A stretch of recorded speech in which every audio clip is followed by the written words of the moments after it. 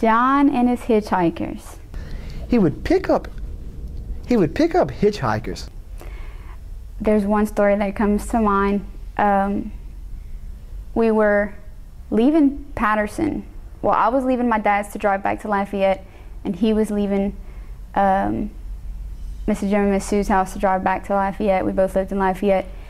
And it was probably a little bit after midnight. We both left really late, following each other back to Lafayette. And we're in Patterson between Red Cypress and Calumet Bridge. And they have a guy walking on the side of the road.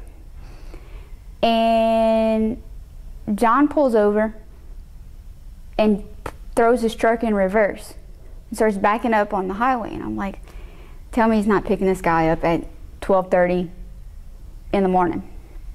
Because he said that Jim used to hitchhike back to school at the end of the semesters. He'd hitchhike back to Lafayette. So John would pick up hitchhikers.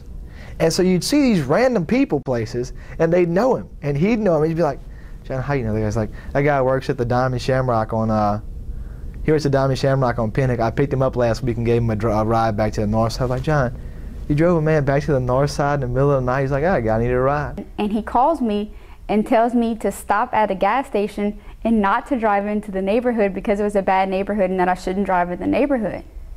So I was like, oh, well, that sounds real safe. Like, that's not safe. Oh, dude, he's like, it's not safe for him to walk all the way home either, but I had to give him a ride. I was like, okay, you're just not right. I mean, that's just him.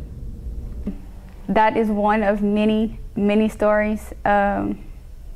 He did that a lot. A lot of hitchhikers.